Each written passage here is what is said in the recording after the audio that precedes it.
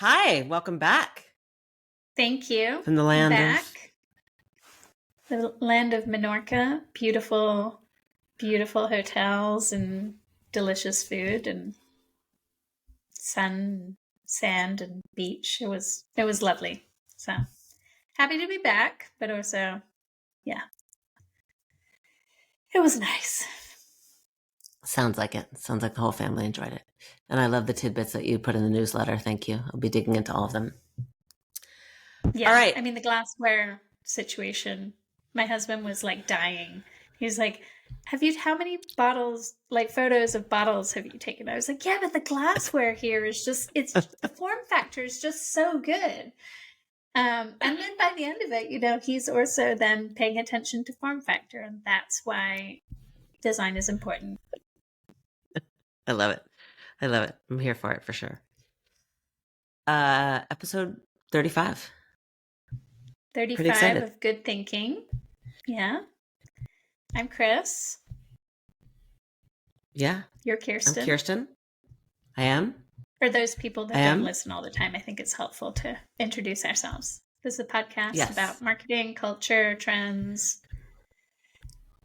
you know, things that are emerging, things that are not emerging, dying.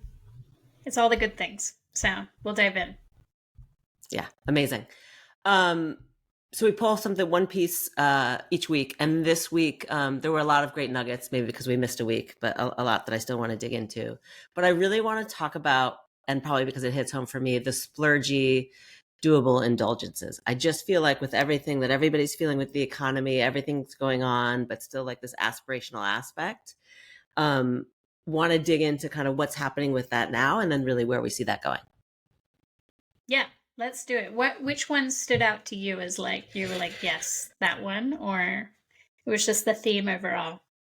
It was the theme overall, which, for sure in the headline, I was like, I want to know more about this and dig into this and can see in my own life. And then I was like, $100 box of chicken nuggets? Like, that's crazy, but also, yes. Tell me more.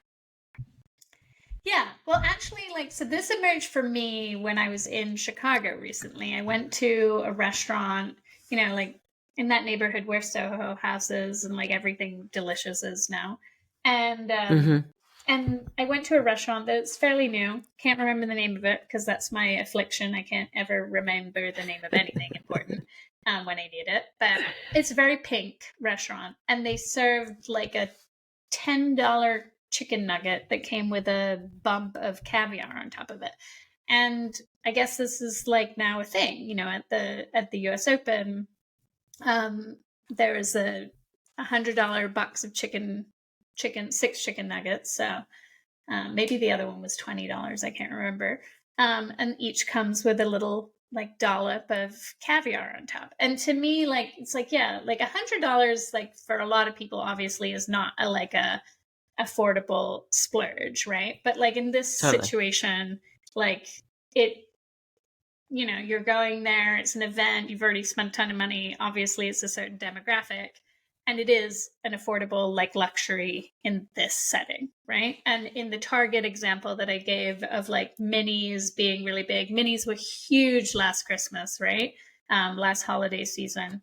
And that's no different now. And I think what is different is that it used to be like, oh, you get these for travel, but it's like, no, that they're not for travel anymore. They're to like try these new products or try a version of the product that like you can't really afford or don't have the like, the luxury of like just splurging on a $200 bottle of something. So you're going to try the $20 trial size of it, Mm-hmm. or you're going to try 10 $20 ones, and like ultimately you're spending the same amount of money, but it's like it's just more piecemealed out, right?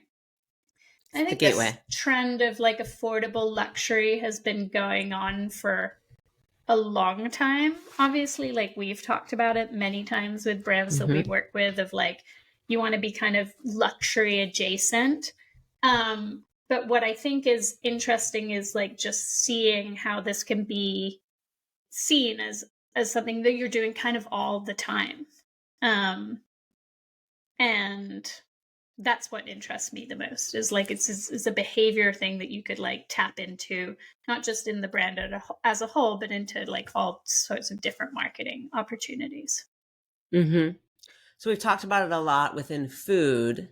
Is this something that, and then the minis are just basically just trial size of products, but done packaged typically like in a cute, very compelling way that I feel like is kind of like a gateway into whatever that brand is. Do we see that kind of expanding beyond into can any kind of category get into this? Is this like an opportunity to go forward? And what's an opportunity, or what's an area that has yet to be explored? Yeah. I mean, I think we've seen it already with luxury, like true luxury brands, like opening all these cafes, right? Like, this is a version of that. Like, you're getting a coffee from Gucci. It might be a $20 coffee, but like, it's a Gucci coffee, and that's a way for you to kind of like. Gucci also has this like ridiculous, like, I don't know, you put money in it, you turn it, and like a little like thing comes out. And then everyone's always super disappointed about it on TikTok. So like I would say like it's not like anything would work for that, and I think where it works best is when it feels like a real luxury, and it's affordable, and it's a win for the consumer. Like, I think those are the three. Like, if it's like, Right. oh, it's like, it's luxury, but it's not, like, it's small bite size, but it's not affordable, not great. If it's like, it needs to be kind of the trifecta of splurgy, Yep. doable, and amazing is like the last kind of key ingredient, because I think Right. that's why, like, in some ways pop-ups are coming back. Like, that to me is like, and because when you go to these pop-ups, you tend to get a lot of these things, like these smaller items, or Mm-hmm. you get giveaways, or you get like these ways of experiencing the brand that are more splurgy type of experiences, um but Right. It feels accessible. like it goes both ways, right? Like the chicken nuggets to me with the caviar is taking something that's kind of down here and making it kind of elevating it. And then the Gucci example and the Prada cafe that we were in Milan, and then the store, whatever that name of the store that you'll feel the pronunciation of, and I'll be like, Officine. yes, Officine. The fact that we could get like taking a luxury brand and making it accessible, kind of same thing as like taking a chicken nuggets and making it more elevated, right? Like Yes, getting exactly. something for everybody and really tapping into that, Yeah. because that does And I feel gave really another good. You have the example. bag. Exactly. There was another example in the letter. Maybe you've read it more recently than I have, because I write them on Fridays. But there was another example that I gave that was like, this could also be considered a luxury. Maybe you'll bring it up. But like, to me, like, even the smoking thing is a luxury. Like, Yeah. depending on how you, like, it's super indulgent, right? Like, smoking now is like, it's this like very, I can't stop reading about it, like it's like everywhere, how much smoking is back. But to me, like, smoking is not back in the way that like it's like 2 packs of Marlboro Lights and like you're smoking every day and like your skin is wrinkly for it. Like, smoking is back more in this like very like, this is like my extravagance for the evening. Hmm. um and it's like a doable extravagance, right? Obviously. And it's like, really, if you like smoking, I don't smoke anymore for a very, very long time. And like, to me, it doesn't appeal, but like, I know so many people who are like, yeah, this is how I want to spend like my, like, if I've got to have a vice, this is where I'm going to spend it. Totally. Totally.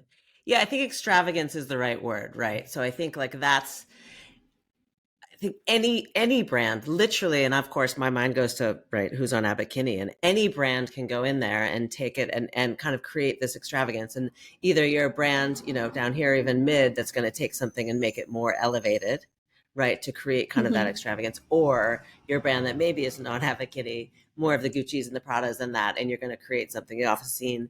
you're going to create something that someone can buy. I mean, there were things in there for $10, right? It didn't have to be $100 chicken nuggets. It can really be for, I mean, sometimes It was $10 is even very the people, thoughtfully but done, $10, but yeah, like they had like little like scrubber things for your body, but they were like super beautifully curated and like from Japan, and in Japan they cost $1 or 50 cents, and here they're selling them for 5.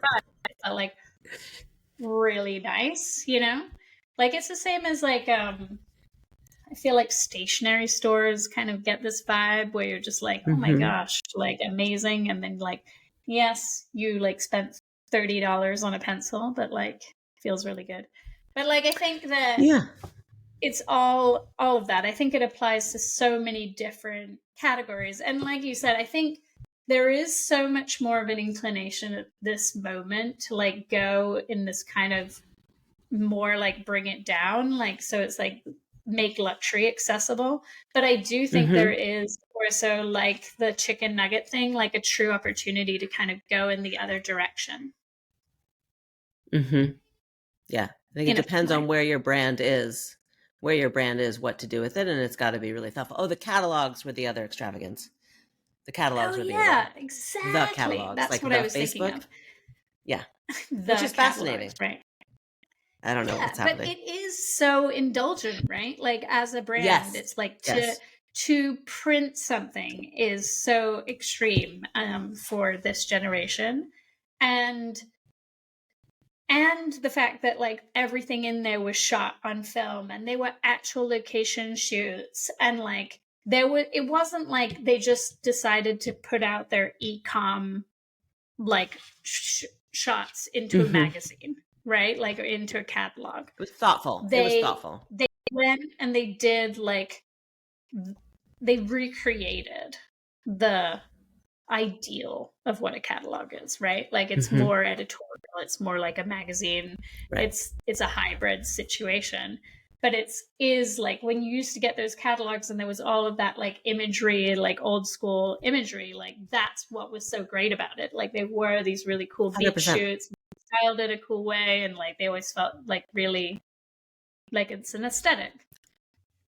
Right, and it takes you somewhere. I mean, that's what when we did the Anthro catalog, that's exactly what it did. It transformed and it elevated like every single thing that's in that store. All of those products, you're suddenly taking them and putting it in this rad experience, and you're there from a real lifestyle perspective. And I think as you and I talk about where photography is going to go with AI, and and it was getting simple in studio to really see something like this that's shot on film, that's really about the lifestyle about it, that's really about creating this aspirational, but connected. It wasn't ridiculous.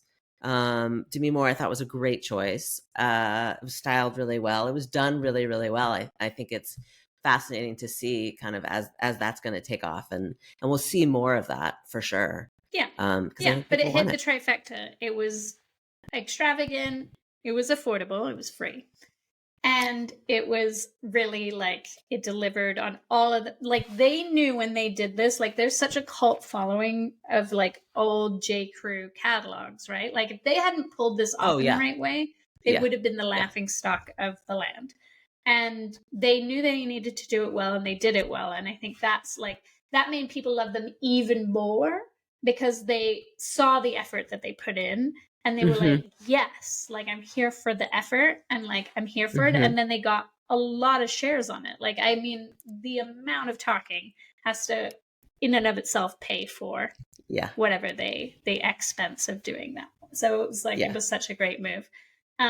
So yeah, I think it can apply to tons and tons of things. And actually, like I think it really does tie to AI in some ways. Like I will like I'll make a little bit of a segue off of here, but I do think there is some learning here, and I have to make connect the dots for myself. But like what I've been noticing so much, and maybe even I mentioned it in like there was like a sports like newsletter in there that I mentioned, and it said like no AI, no generative, like no algorithm based like things, right? And like Mm-hmm. it's like curated by hand, things made by hand, things done with extra effort.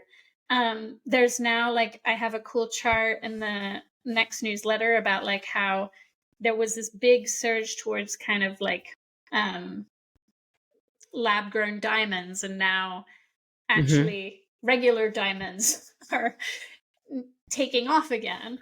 And it's because people like, you might not be able to tell the difference, but the splurge is like worth the splurge, like it's like the point of it. And I do Yeah. think, like, so when thinking through this, it's like, what is like true splurge, you know? And I think that Yeah. that makes a big difference to the success of this. But I do think it's also coming from AI is giving us so much free, like, junk, essentially, that part of this is coming out of a desire for really great things, even if we can only have a little bit of them. Right. Right. Yeah. 100%. 100%. It's the pendulum swing of that. Yeah. I mean, So those chicken nuggets I, are not popular because the chicken's any good, right? Like, they're just a vehicle Hudson for might the tell you cat otherwise, but yes. Right. 100%. So I think the real takeaway is like figure out for your brand what the splurge, what the indulgence is. Right.